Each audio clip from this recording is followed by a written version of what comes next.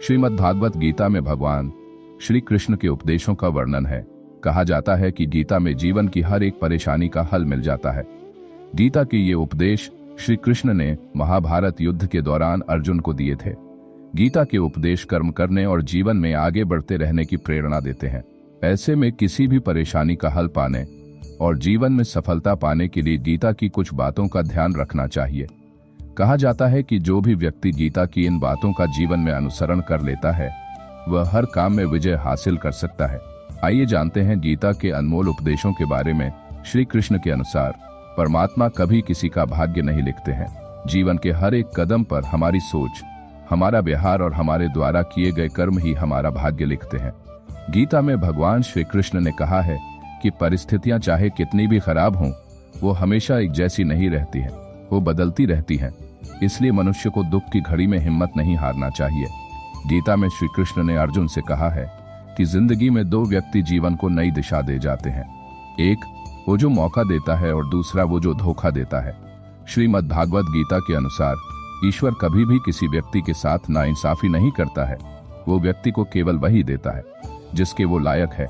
श्रीमद् भागवत गीता के अनुसार जब भी हिम्मत टूटे तो एक बात हमेशा याद रखना, चाहे कोई आपके साथ हो या ना हो, पर ईश्वर आपके साथ है और हमेशा साथ रहेंगे। बिना वजह किसी पर संदेह करने वाला व्यक्ति कभी खुश नहीं रह सकता। वासना, गुस्सा और लालच नरक के द्वार है। जो भी जीव जन्म लेता है उसकी मृत्यु भी निश्चित है। अगर कोई व्यक्ति बुद्धिमान है तो उसे समाज की भलाई के लिए भी काम करना चाहिए।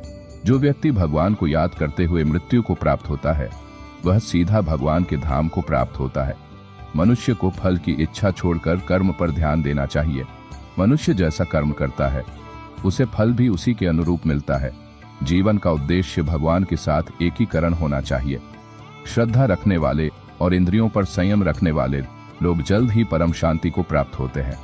प्रेम किसी को पाना नहीं बल्कि उसमें खो जाना है। प्रेम में त्याग करने से हम अपनी आत्मा को शुद्ध करते हैं। मैं सभी प्राणियों को एक समान रूप से देखता हूँ। मेरे लिए ना कोई कम प्रिय है ना ज्यादा, लेकिन जो मनुष्य मेरी प्रेम पूर्वक आराधना करते हैं वो मेरे भीतर रहते हैं और मैं उनके जीवन में आता हूँ। जन्म लेने वाले के लिए मृत्यु उतनी ही निश्चित है जितना कि मृत होने वाले के लिए जन्म लेना। इसलिए जो अपरिहार्य है उस पर शोक मत करो। श्रीमद् भगवद गीता के अनुसार नरक के 3 द्वार हैं: क्रोध, वासना और लालच। क्रोध से भ्रम पैदा होता है। भ्रम से बुद्धि व्यग्र होती है और जब बुद्धि व्यग्र होती है तब तर्क नष्ट हो जाता है। जब तर्क नष्ट होता है तब व्यक्ति का पतन हो जाता है। सदैव संदेह करने वाले व्यक्ति के लिए प्रसन्नता तीनों लोक में कहीं भी नहीं है। जो मनुष्य अपने मन को नियंत्रण में नहीं रख सकता वह शत्रु के समान कार्य करता है। व्यक्ति जो चाहे बन सकता है यदि वह विश्वास के साथ इच्छित वस्तु पर लगातार चिंतन करें। आप कितने भी अच्छे कर्म कर लो, लेकिन समाज आपके बुरे कार्यों को ही सदैव याद रखता है। इसलिए लोग क्या कहेंगे यह सोचने से बेहतर है कि आप अपना कर्म करें।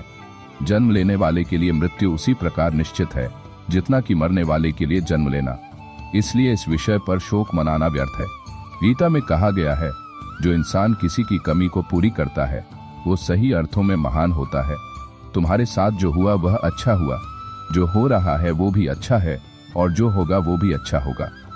गीता के अनुसार जिंदगी में हम कितने सही हैं और कितने गलत हैं यह केवल 2 लोग जानते हैं, एक परमात्मा और दूसरी हमारी अंतरात्मा। जीवन का आनंद ना तो भूतकाल में है और ना भविष्य काल में, बल्कि जीवन तो बस वर्तमान को जीने में है। जब तक शरीर है तब तक कमजोरियां तो रहेगी ही, इसलिए कमजोरियों की चिंता छोड़ो और जो सही कर्म है उस पर अपना ध्यान लगाओ। अर्जुन, तुम भला क्यों रोते हो? तुमने जो खोया क्या वह तुमने पैदा किया था? आज जो तुम्हारा है वह कल किसी और का होगा, क्योंकि परिवर्तन ही संसार का नियम है। किसी का अच्छा ना कर सको तो बुरा भी मत करना, क्योंकि दुनिया कमजोर है लेकिन दुनिया बनाने वाला नहीं।